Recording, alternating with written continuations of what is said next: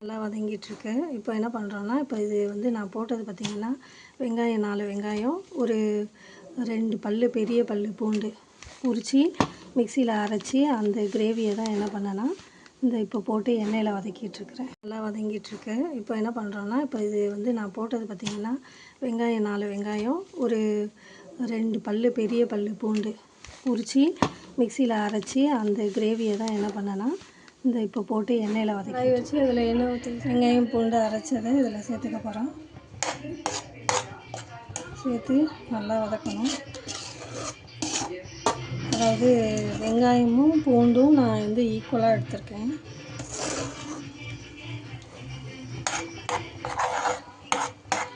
எடுத்துகிட்டு இதை நல்லா ஃப்ரை பண்ணி நல்லா ஃப்ரை பண்ணதுக்கப்புறமேட்டு தான் நான் இறா போட போகிறேன். பார்த்திங்கன்னா நல்லா எண்ணெயில் வதங்கிட்டு இருக்குது. அதை வதங்கினதுக்கப்புறமேட்டு நான் இங்கே பார்த்திங்கன்னா நேற்றே வாங்கி க்ளீன் பண்ணி வச்சுருக்கேன். நேற்றே வாங்கி க்ளீன் பண்ணி உப்பு மிளகாத்தூள் போட்டு கலக்கி நான் ஃப்ரிட்ஜில் வச்சது. இப்போ பார்த்திங்கன்னா இதை எடுத்து நல்லா ஃப்ரை ஆனதுக்கப்புறமேட்டு இதை எடுத்து, ஏன்னா 2 நிமிஷத்தில் ராட்டு வந்து குக் ஆகிடும். இப்போ என்ன பண்ணணும்னா, இந்த வதங்கின கிரேவியில் வந்து நல்லா எண்ணெய் பிரிஞ்சிக்கிட்டு வருது. ஆனால் கலர் லைட்டாக தான் இருக்குது. இப்போ இந்த மிளகாத்தூளோட ராட்டு போகிறப்ப அந்த கலர் ஆட்டோமேட்டிக்காக சேஞ்ச் ஆகிடும். இப்போ பார்க்கலாம். பார்த்திங்கன்னா நல்லா எண்ணெயில் வதங்கிட்டு இருக்குது. அதை வதங்கினதுக்கப்புறமேட்டு நான் இங்கே பார்த்திங்கன்னா நேற்றே வாங்கி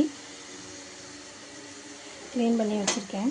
நேற்றே வாங்கி க்ளீன் பண்ணி உப்பு மிளகாத்தூள் போட்டு கலக்கி நான் ஃப்ரிட்ஜில் வச்சது. இப்போ பார்த்திங்கன்னா இதை எடுத்து நல்லா ஃப்ரை ஆனதுக்கப்புறமேட்டு இதை எடுத்து, ஏன்னா 2 நிமிஷத்தில் ராட்டு வந்து குக் ஆகிடும். இப்போ என்ன பண்ணணும்னா, இந்த வதங்கின கிரேவியில் வந்து நல்லா எண்ணெய் பிரிஞ்சிக்கிட்டு வருது. ஆனால் கலர் லைட்டாக தான் இருக்குது. இப்போ இந்த மிளகாத்தூளோட ராட்டு போகிறப்ப அந்த கலர் ஆட்டோமேட்டிக்காக சேஞ்ச் ஆகிடும். இப்போ பார்க்கலாம்.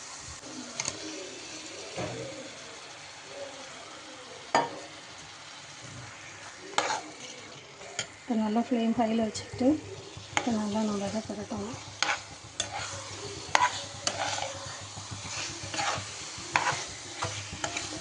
இப்போ நான் ஆல்ரெடி உப்பு போட்டேன். நீங்கள் உப்பு இந்த ஸ்டேஜில் போடுறதுன்னா இந்த ஸ்டேஜ்லேயே போட்டுடணும், ஸ்டார்டிங்லேயே போட்டுடணும். நான்வெஜ்ஜை பொறுத்த வரைக்கும் போட்டு அடுத்தது வந்து மல்லித்தூள் கொஞ்சமாக நம்ம சேர்த்துக்கணும். இப்போ ஏற்கனவே நம்ம மிளகாத்தூள் போட்டிருக்கிறதுனால நல்ல மிளகாத்தூள் வந்து பச்சை வாசனை போட்டு ஃப்ரை ஆனதுக்கப்புறமேட்டு கொஞ்சமாக நம்ம மல்லித்தூள் போட்டுக்கலாம்.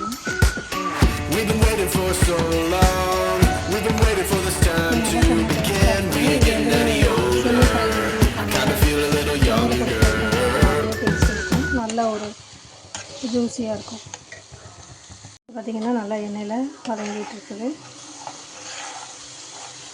அதை வதங்கினதுக்கப்புறமேட்டு நான் இங்கே பார்த்திங்கன்னா நேற்றே வாங்கி க்ளீன் பண்ணி வச்சுருக்கேன்.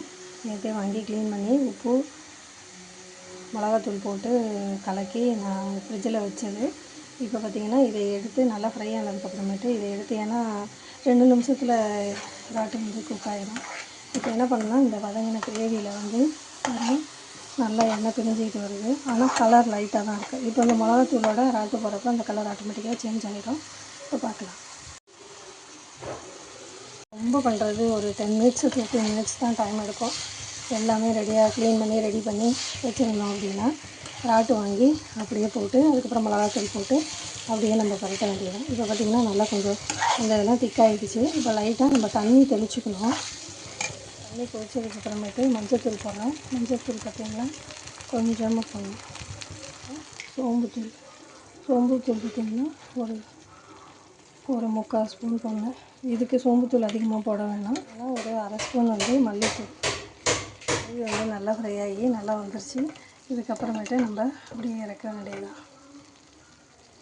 கிரேவி வந்து நல்லா ஃப்ரை ஆகி நல்லா வந்துருச்சு. இதுக்கப்புறமேட்டு நம்ம அப்படியே இறக்க வேண்டியதுதான்.